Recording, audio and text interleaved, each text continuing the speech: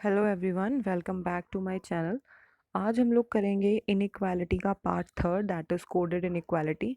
Coded inequality आपका bank PO clerk दोनों में ही बहुत ज़्यादा इंपॉर्टेंट है और मेंस के एग्जाम में पूछा जाता है। इससे 5 मार्क्स का क्वेश्चन आपके एग्जाम में आता ही आता है, ये बात ध्यान रखिएगा। अब इसमें आपको किस शॉर्ट ट्रिक से क्वेश्चंस को सॉल्व करना है, किस तरीके से अपनी अप्रोच रखनी है, वो सब हम आगे देखेंगे। यहाँ पर हम लोग जो भी क्वेश्चन दिया जाएगा उसको एक सिंगल स्टेटमेंट में सॉल्व करके आंसर निकालेंगे। कोई कंक्लूजन आपको सॉल्व करने की ज़रूरत नहीं है। इसका फर्स्ट और सेकंड पार्ट लास्ट वीडियोस में आपको बता दिया गया है। चेक करते हैं इसमें कैसे क्वेश्चन आपसे एग्जाम में पूछे जाते हैं और क्या अप्रोच है उन क्वेश्चंस को सॉल्व करने की। देखिए, पहले तो हम लोग ऑप्शन ही देख ले। ऑप्शन सेम वही है जो आज तक हम लोग पढ़ते आए हैं, वही हमारे ऑप्शन है कि क्वेश्चन में हमें दो कंक्लूजन दिए गए होंगे। पहला ऑप्शन कम मार्क होगा, ओनली फर्स्ट फॉलो, जब आपका पहला सही होगा। ओनली सेकंड, जब आपका दूसरा सही होगा। आइदर और, जब एक सही होगा एक गलत। वो मैं आपको लास्ट क्लास में आइदर और की कंडीशन बता चुकी हूँ, वो कब लगती है, तो वो सब चीज़ें इसमें ध्यान रखिएगा। नाइदर नॉर मतलब जब दोनों बातें क्या होंगी, गलत होंगी। और बोथ फॉलो मतलब जब दोनों बातें क्या हो जाएंगी, सही हो जाएंगी। ये आपके ऑप्शंस है जो हर बार इनइक्वालिटी में यूज़ किए जाएंगे। आगे देखते हैं क्वेश्चंस क्या हैं। अब देखिए, क्वेश्चन जो आता है एग्जाम में वो इस फॉर्मेट में आता है, जो ये फॉर्मेट यहाँ पर दिया है। ये पूरा आपको क्वेश्चन क्या होगा, गिवन होगा। यहाँ पे आपको कोडिंग दे रखी है, उस कोडिंग को आपको डिकोड करना है डायरेक्ट सिंबल की फॉर्म में। डायरेक्ट सिंबल आपको लास्ट क्लास में बताए थे क्या होते हैं, greater than, less than, equal, greater equal और लेस इक्वल। ये सारे जो होते हैं ये डायरेक्ट सिंबल होते हैं। इनको आपको सॉल्व करना है इन कोडिंग की हेल्प से। अब ये किस तरीके से सॉल्व करना है, ध्यान से देखिएगा। जैसे कि सबसे पहले हमें स्टार के बारे में बोला है। स्टार के लिए बोला है ए इज इक्वल टू बी। तो आपको करना क्या है, आपको रफली बना देना है कि स्टार का मतलब क्या हो गया, इक्वल हो गया। सेकंड में एट द रेट में बोला है ए इज स्मॉलर देन बी, तो यहाँ पर आप एट द रेट का मतलब क्या बना देंगे, स्मॉलर देन बना देंगे। थर्ड में हमें परसेंटेज में क्या बोला है, ए इज आइदर स्मॉलर और इक्वल टू बी। अब बोला है ए जो है वो या तो छोटा है या तो बराबर है, तो आप उसे इस तरीके से बनाएंगे। नेक्स्ट में हैश में हमको क्या बोला है, ए इज आइदर ग्रेटर और इक्वल टू बी, तो ये क्या हो गया, ग्रेटर देन एंड इक्वल हो गया। और लास्ट में डॉलर में हमें उसने बोला है, डॉलर का मतलब है ए इज ग्रेटर देन बी, तो यहाँ पे क्या हो गया, ग्रेटर देन। अब आप एक सिंपल सी चीज देखना, यहाँ पे पांचों सिंबल वही आए हैं जो हमने अभी तक पढ़े हैं, equal, less than equal, greater equal और ग्रेटर देन। अगर कभी भी ऐसा होता है आपका कोई भी एक सिंबल रिपीट हो रहा है, तो इट मीन्स आपने कोडिंग क्या की है, गलत की है। ये 100% ध्यान रखिएगा कि पांचों सिंबल जो आपने ड्रॉ किए हैं वो पांचों सिंबल अलग अलग ही होने चाहिए। तो आप लोग क्या करेंगे, रफली में अपना ये कोड लिख लेंगे कि कौन से सिंबल का क्या कोड है, क्योंकि ये सारे कोड ही आगे के क्वेश्चन में आप लोगों को अप्लाई करने हैं। अब देखते हैं आगे क्वेश्चन में इनको अप्लाई कैसे करना है। होप ये बात आपको समझ में आ गई होगी कि सिंबल्स किस तरीके से हमको सॉल्व करने हैं।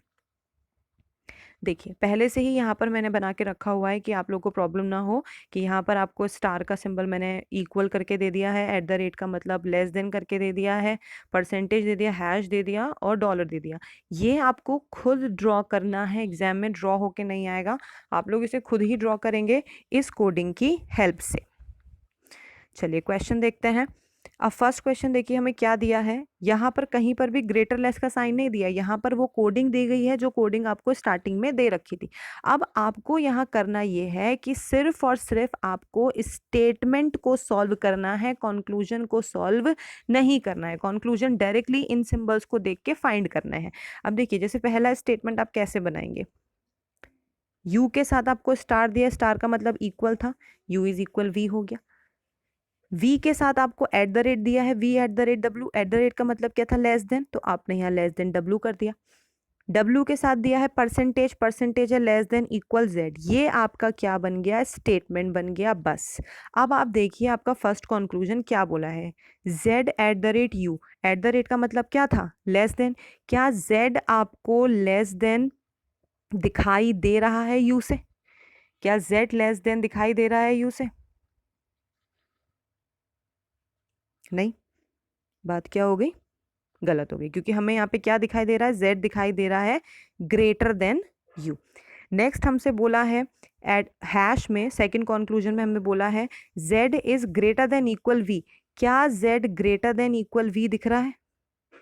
अब देखो वही बात है, पिताजी गिवन है, दादाजी गिवन है तो सिर्फ क्या सही होना चाहिए था, ग्रेटर देन सही होना चाहिए था, लेकिन इसने पूछा क्या है, ग्रेटर देन एंड इक्वल पूछा है, तो ये भी बात क्या हो जाएगी, गलत हो जाएगी। तो यहाँ पर आपके दोनों कॉन्क्लूजन्स क्या हो गए हैं, गलत हो गए हैं। और जब दोनों कॉन्क्लूजन गलत हो गए हैं तो आप यहाँ पे ऑप्शन नंबर कौन सा मार्क करेंगे, option number 4, both conclusion 1 and 2 not follow. चलिए सेकंड क्वेश्चन देखते हैं। सेकंड क्वेश्चन में क्या है, डायरेक्ट सिर्फ स्टेटमेंट चेंज करना है, बाकी कुछ भी आपको चेंज नहीं करना। स्टेटमेंट में बोला है n is less than equal r, क्योंकि परसेंटेज का मतलब क्या था, लेस देन इक्वल था। r के साथ हैश दिया है, हैश है greater equal, r is greater equal q, q के बाद दिया है उसने s डॉलर के साथ, ये हो गया हमारे पास s कि q is greater than s। अब आ जाओ कंक्लूजन पे। कंक्लूजन में हमें क्या दिया है, पहला conclusion n eight the rate q, और एट द रेट का मतलब क्या था हमारे पास, एट द रेट का मतलब था लेस देन। क्या n लेस देन q दिखाई दे रहा है, नहीं दिखाई दे रहा, क्योंकि हमें तो यहाँ n और q के बीच में नो रिलेशन दिखाई दे रहा है, ऑपोजिट साइंस आ गए, तो पहला गलत हो गया। दूसरे में हमसे बोला है r डॉलर s, डॉलर का मतलब हमारे पास यहाँ पे क्या था, ग्रेटर देन।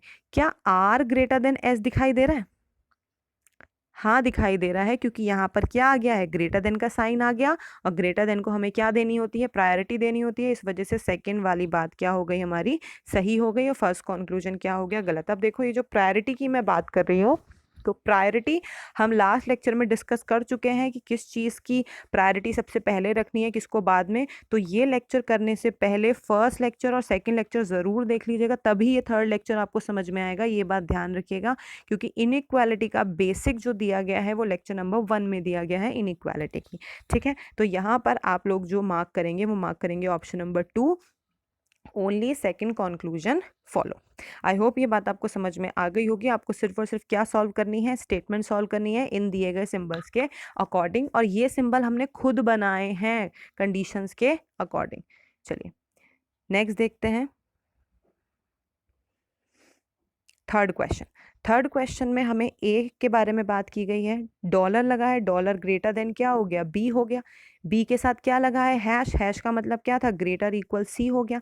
सी के साथ क्या लगा है, स्टार, स्टार का मतलब था डी, तो सी इज इक्वल डी हो गया, बन गया हमारा स्टेटमेंट। अब फर्स्ट कंक्लूजन देखो क्या है, डी के साथ परसेंटेज लगा है, परसेंटेज का मतलब है लेस देन एन इक्वल। क्या D less than N equal A दिखाई दे रहा है, यहाँ तक सही है, यहाँ तक सही है, यहाँ पर आके सिर्फ क्या रह गया है, लेस देन। इसका मतलब ये बात क्या है, गलत है। हमें डी लेस देन इक्वल नहीं दिखाई दे रहा, हमें डी लेस देन ए दिखाई दे रहा है। ठीक है, सेकंड कंक्लूजन में देखो बोला है सी इज इक्वल ए। क्या सी आपको ए तक जाता हुआ इक्वल दिख रहा है, तो इक्वल तो सिर्फ तभी सही होता है जब सिर्फ इक्वल हो, तो यहाँ पर ये बात भी क्या है, गलत, मार्क होगा ऑप्शन नंबर 4। आई होप ये बात आप लोगों को अच्छे से समझ में आ रही होगी कि हमें किस सिंबल को प्रायोरिटी सबसे पहले देनी है, किस सिंबल को प्रायोरिटी लास्ट में देनी है। तो यहाँ पर भी हमारे दोनों कॉन्क्लूजन्स क्या हो गए, गलत हो गए। देखो एक चीज़ कंफ्यूज मत होना कि यहाँ कॉमा के आगे पीछे बी है या कॉमा के आगे पीछे सी, इससे कोई भी इफेक्ट नहीं पड़ता। आप कॉमा हटा के डायरेक्ट स्टेटमेंट बनाइए, आंसर में कोई भी फर्क नहीं आएगा। तो यहाँ पे दोनों ही कॉन्क्लूजन्स आपके क्या हो गए, गलत हो गए। चलिए नेक्स्ट क्वेश्चन देखते हैं। नेक्स्ट क्वेश्चन में हमें क्या बोला है, u से स्टार्टिंग है, u is less than p, क्योंकि एट द रेट का मतलब क्या था, यहाँ पर लेस देन था। p के साथ दिया है hash, p is greater than equal s, और s के साथ दिया है dollar, s is dollar v। ये हमारी क्या बन गई, स्टेटमेंट। अब हमें सिर्फ कंक्लूजन चेक करना है। कंक्लूजन में, फर्स्ट कंक्लूजन में s के साथ हमें हैश दिया है, और हैश का मतलब था ग्रेटर देन एन इक्वल। क्या आपको s is greater than equal v दिखाई दे रहा है, नहीं, हमें सिर्फ क्या दिखाई दे रहा है, s ग्रेटर देन v दिखाई दे रहा है। तो ग्रेटर देन v का मतलब ये तो नहीं कि ग्रेटर देन इक्वल को सही कर देंगे, तो ये बात 50% सही है, तो 50% बात हमें सही नहीं करनी है, ये बात गलत है। नेक्स्ट में हमें बोला है s परसेंटेज v, परसेंटेज का मतलब था लेस देन इक्वल, तो क्या हमें यहाँ पर s less than equal v दिखाई दे रहा है, चेक करो, ये भी क्या हो गया, गलत हो गया। ठीक है, तो यहाँ पर भी दोनों कंक्लूजन हमारे क्या हो गए, गलत हो गए। लेकिन यहाँ अगर आप ध्यान से देखें एक चीज, सब्जेक्ट और प्रेडिकेट दोनों में सेम है, तो क्या हो सकता है कि यहाँ आइदर और की कंडीशन लग जाए।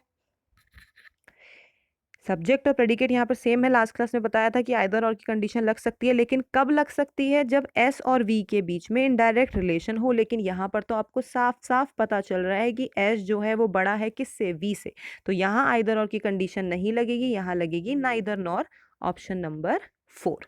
ठीक है, तो ये कोई जरूरी नहीं है कि सब्जेक्ट प्रेडिकेट सेम दिखा तो आपने उठा के आइदर और लगा दिया, नहीं, कोई भी कंडीशन इन तीनों में से स्टेटमेंट में सेटिस्फाई नहीं होनी चाहिए, लेकिन यहाँ पर ये वाली कंडीशन स्टेटमेंट में सेटिस्फाई हो रही है।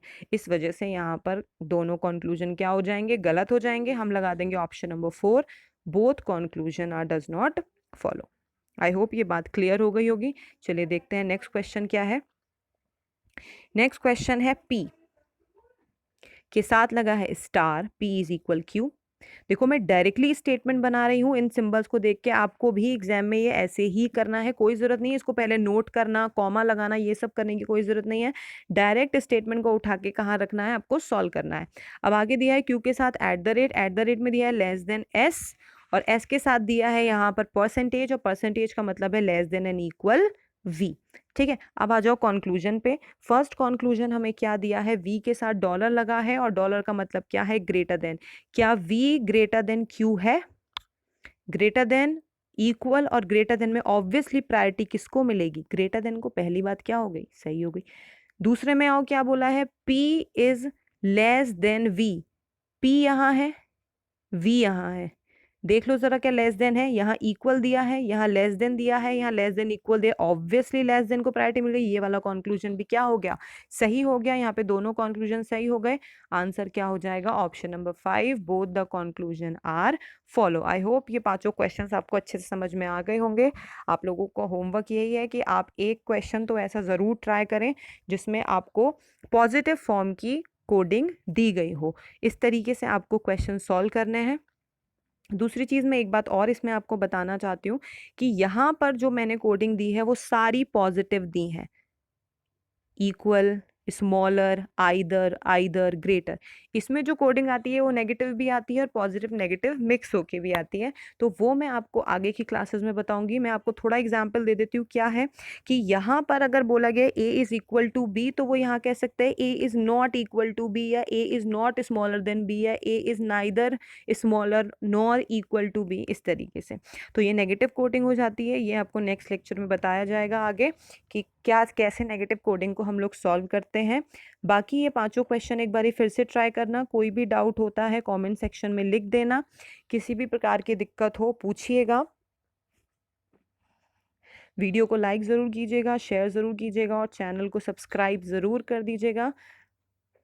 आज के लिए इतना ही। Thank you so much. Never give up.